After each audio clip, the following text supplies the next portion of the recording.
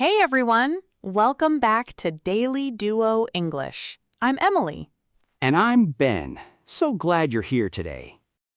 Asking for help sounds simple until you actually have to do it in English. Yes, suddenly one small favor feels very complicated. Maybe you need a ride, a day off, help with a package, or even a small favor from a coworker. And in your head, you were thinking, how do I ask without sounding too sorry or too demanding?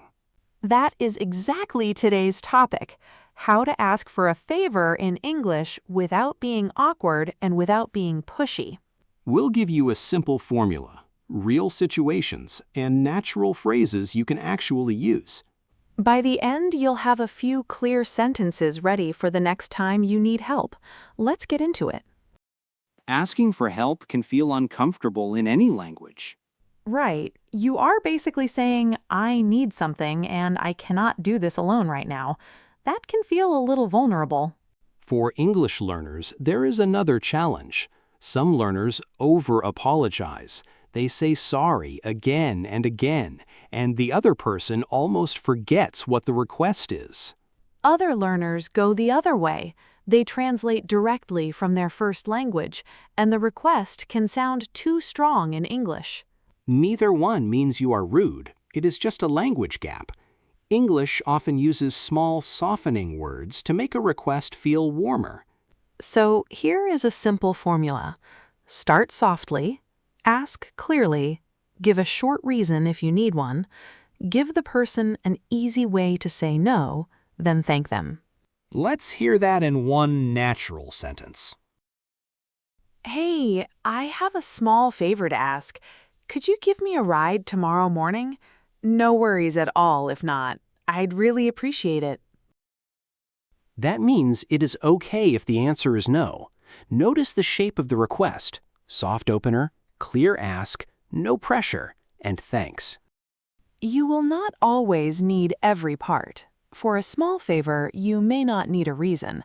For a bigger favor, like money or time off, you usually need more care. And if the favor is really big, you can also give the person time to think. You can say, you don't have to answer right now. You can think about it. That is a very kind phrase. It shows you are not trying to pressure them. Keep that formula in your head. We'll use it again and again today. Now let's compare 3 ways a favor request can sound. The awkward version sounds like this.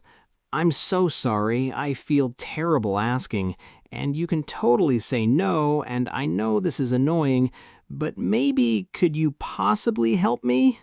So many apologies, we almost lost the actual question. The pushy version sounds like this. Help me with this. Too short, no warmth, no room to say no. It can feel like an order. The natural middle sounds like this. Hey, could I ask you for a quick favor? If you have time, could you help me with this? No worries if not. That is our target: clear, warm, and respectful. You can also say, could you possibly help me with this? Or would you mind helping me with this? Pick one that feels easy for you. You do not need 10 different phrases. Now, let's put this into real life. Let's start with a sensitive one. Money. Borrowing money can feel more personal, so the request needs a little extra care. Picture this. I need to borrow $20 from my friend Ben until payday. First, here is the awkward version. Hey, I'm really sorry. I hate asking this, and I know it's awkward, but maybe, is there any chance you could lend me some money? I'm so sorry. You can hear the stress before you hear the request. Now here is the pushy version. Give me some money. I'll pay you back. That sounds like a demand, not a request. Now here's the natural middle. Hey, I hate to ask, but is there any chance I could borrow $20 until payday? I'll pay you back on Friday. No worries at all if not. Yeah, of course. I can lend you 20. Thank you so much. I really appreciate it.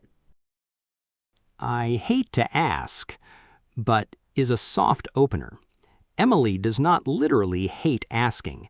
It just shows she knows this is a bigger favor. And with money, details help. Say the amount, say when you will pay it back, and give the other person an easy way to say no. For an even bigger favor, you could add, "You don't have to answer right now. You can think about it." That gives the other person space. That was a bigger, more sensitive favor. Now let's move to a more everyday favor, asking a friend for a ride. Here is the awkward version. I'm so sorry, and I totally understand if you are busy, but maybe if it's not too much trouble, could you possibly drive me somewhere? Not terrible, but it sounds nervous and unclear. Now the pushy version. Drive me home now. That one sounds like I owe you money. Now let's hear the natural version. Hey, do you think you could give me a ride tomorrow morning? My car's in the shop. If you're free, that would be a huge help. I can pay for gas. Sure, no problem. What time? Around 8. Thank you so much. You're a lifesaver. You're a lifesaver is a warm way to say, "You really helped me."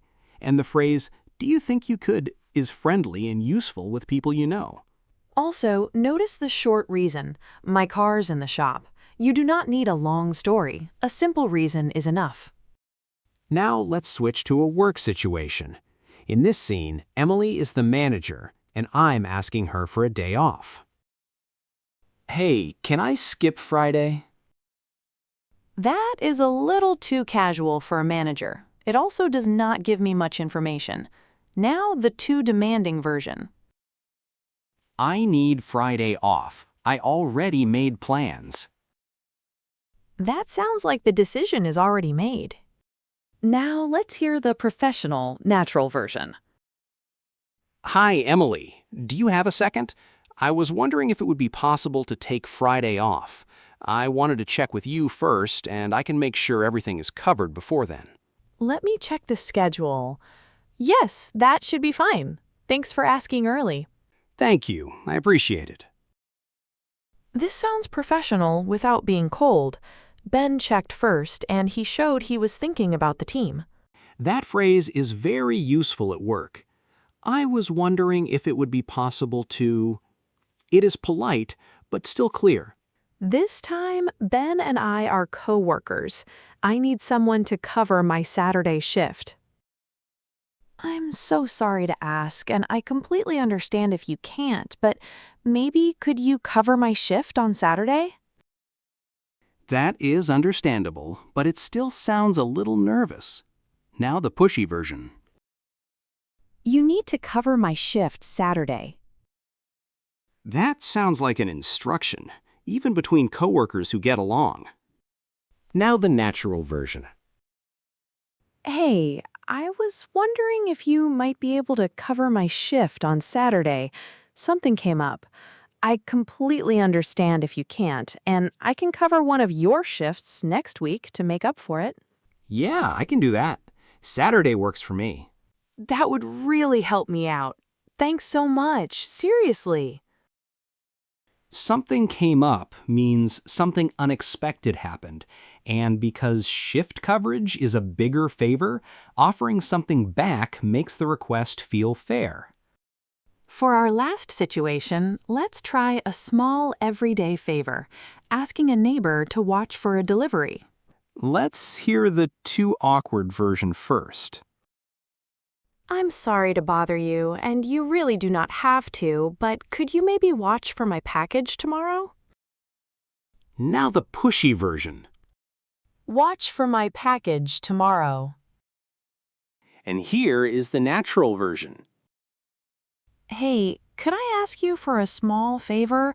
Would it be too much trouble to keep an eye out for a package tomorrow? No worries at all if not. Actually, I'm out of town tomorrow, but I'll be back Thursday if that still works. That's perfect. Thank you so much. Notice what happened there. The first answer was not exactly yes, but Emily stayed calm and flexible. That made the conversation easy. And that is important. A good favor request does not pressure the other person. It leaves space for a different answer. You have heard some phrases many times today. No worries at all if not. Totally okay if you can't. I completely understand if that does not work. These phrases take pressure off the other person. They mean saying no is really okay. But use just one of them. If you stack 3 or 4 no pressure phrases together, you may sound less confident, not more polite. Now, what happens after you ask? If they say yes, keep it warm and simple. Thank you so much. That helps a lot. I really appreciate it. And if they say no, respond kindly. No worries at all. Thanks anyway. No problem. I'll figure something out. How you respond to no matters.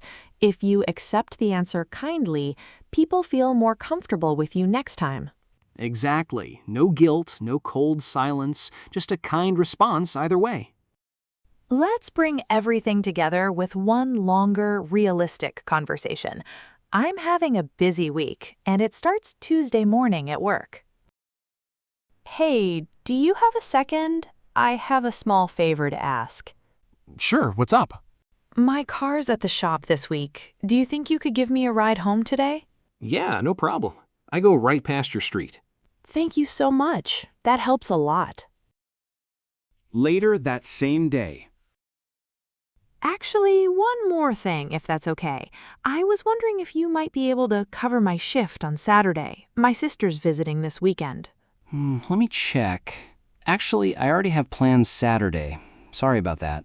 No worries at all. I completely understand. I'll ask around. Actually, wait. I could probably do Sunday instead if that helps. That would be amazing. Thank you. I owe you one. I owe you one means thank you, and I'll help you next time. It is friendly and casual. And notice that I did not push when Ben said no. I accepted it kindly, which is exactly why the conversation stayed comfortable. Let's quickly talk about the 3 big mistakes to avoid. First, do not over-apologize. Instead of 5 apologies, use one soft opener. Hey, I have a small favor to ask. Second, do not give commands. Instead of drive me home, say, do you think you could give me a ride home? Third, do not use guilt. Do not say things like, if you were a good friend, you would help me. That pressures people instead of asking them. And remember to match the relationship. Very formal language with close friends can feel cold. Very casual language at work can feel unprofessional. The goal is simple. Be clear, be kind, and give the other person space to answer honestly. Let's keep the recap simple. You do not need all the phrases from today. Start with these 4 simple parts. First, open softly. I have a small favor to ask. Second, ask clearly. Do you think you could help me? Or would it be possible to take Friday off? Third, take pressure off. No worries at all if not. And fourth, say, thank you. I'd really appreciate it. Or that would be a huge help. That is enough for most everyday favors. So the next time you need help, try this simple pattern. Open softly, ask clearly, give a short reason, take off the pressure, say thank you. Here is our question for the comments. Which favor feels hardest for you in English? Money, a ride, time off, shift coverage, or a neighbor favor? And for a challenge, write one polite favor request in the comments. We'll be reading.